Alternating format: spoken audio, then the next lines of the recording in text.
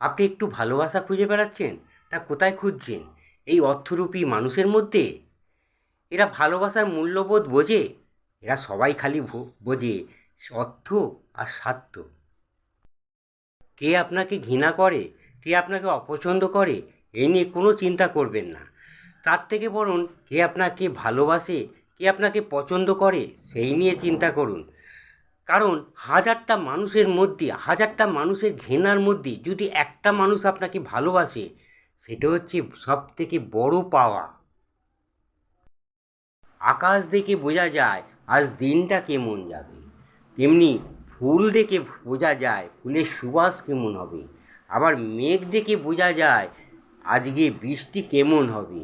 তেমনি কোনো মানুষ যদি খুব হাসি খুশি থাকে, কোনো মানুষ যদি রকচটা থাকে, জেদি থাকে, কোনো মানুষ যদি নিরীহ থাকে, চুপচাপ বসে থাকে, কোনো মানুষ আবার সকলের সঙ্গে মিলেমিশে হেসে খেলে বেড়ায়, সে যে ধরনেরই মানুষ হোক না কেন, সেই মানুষের যে মনটা কেমন হবে বোঝা যায় না।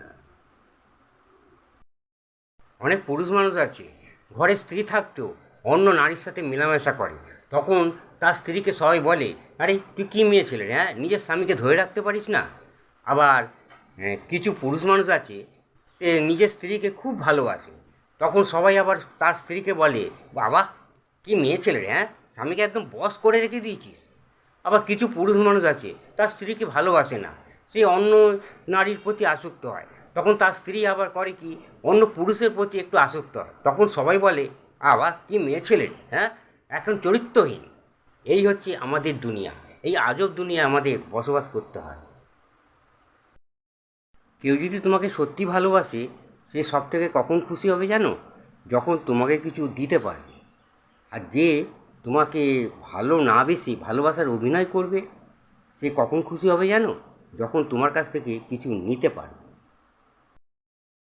ভালোবেসো তাকে যে তোমাকে ভালোবাসে, বন্ধু করো তাকে যে তোমাকে জানে, মনে রেখো তাকে যে মনে রাখে তোমাকে, জীবন সঙ্গী করো তাকে যে সারা জীবন থাকবে তোমার সাথে।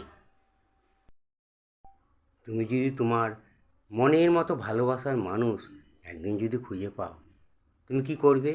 সবাইকে বলে বেড়াবে, আমি পেয়েছি, আমার মনের মতো ভালোবাসার মানুষ খুঁজে পেয়েছি। তা একদিন যদি সেই ভালোবাসার মানুষ অনেক দিন থাকার পর যদি তোমাকে একদিন ছেড়ে দিয়ে চলে যায়, তখন তোমার মনে অনেক দুঃখ লাগবে। সেই বুকের ব্যথা কি সবাইকে জানাতে পারবে? পারবে না। তোমাকে নীরবে সেই ব্যথা সহ্য করতে হবে। তাই আমি বলি কি, তুমি দুঃখ যেমন নীরবে সহ্য করছো, তেমনি কোনো দিন যদি মনের মতো ভালোবাসার মানুষ পেয়ে যাও, তার আনন্দ সবাইকে জানিয়ে দিও না। যার ভালোবাসা যত গভীর, তার ভালোবাসার প্রকাশ তত কম। ভালোবাসা হচ্ছে উপলব্ধি করার বিষয়, প্রকাশ করার বিষয় নয়। শুভ 25শে বৈশাখ, কবিগুরু রবীন্দ্রনাথের শুভ জন্মদিন। স্বার্থপর মানুষরা ভালোভাবে জানে কখন কাকে ভালোবাসতে হয়, আর সময় মতো কখন কাউকে দূরে সরিয়ে ফেলতে হয়। কষ্ট বলে এদের কিছুই নেই, আপনি ভাবতে পারবেন না এরা নিজের স্বার্থের জন্য কী না করতে পারে। আমাদের পৃথিবীতে বহু রোগ আছে, সব রোগেরই ভ্যাকসিন সাধারণত সায়েন্টিস্টরা বার করে ফেলেছে।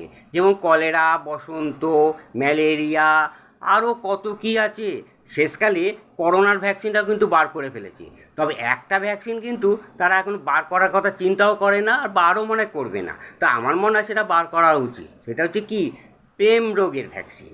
এই ভ্যাকসিনটা কিন্তু খুবই প্রয়োজন। কারণ অল্প বয়সী ছেলেমেয়েরা পড়াশোনা করতে করতে হঠাৎ তারা প্রেম রোগে আক্রান্ত হয়ে পড়ে।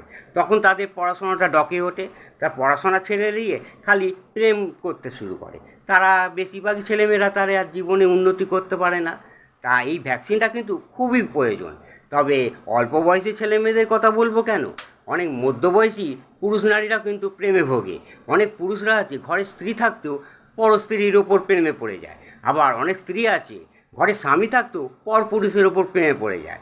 তখন তাদের ক্ষেত্রে এই ভ্যাকসিনটা খুব প্রয়োজন। তাদের ক্ষেত্রে এই ভ্যাকসিনটা প্রয়োগ করলে বহু সংসার ভাঙবে না, আর আদালতে ডিভোর্সের কেসটাও একটু কম হবে। কার সাথে তোমার ঝগড়া হচ্ছে, তর্কাতর্কি হচ্ছে, সেই সময় কেউ যদি তোমাকে গালাগালি দেয়, তুমি কিন্তু গালাগালি দিও না, কারণ সে গালাগালি দিচ্ছে, সে তার বংশের পরিচয় দিচ্ছে। টাকা যার কাছে থাকে না, সে কারো কাছে সম্মান পায় না। সে যতই মূল্যবান কথা বলবে না কেন, তার কথা কেউ মূল্য দেয় না, সবাই হাসে। টাকা আবার যার কাছে থাকে, সে আবার কাউকে সম্মান দেয় না। কেউ যদি কোনো মূল্যবান কথা বলে থাকে, তার কথা সে মূল্য দেয় না, সে নিজে যেটা বলে সেটাই মূল্যবান।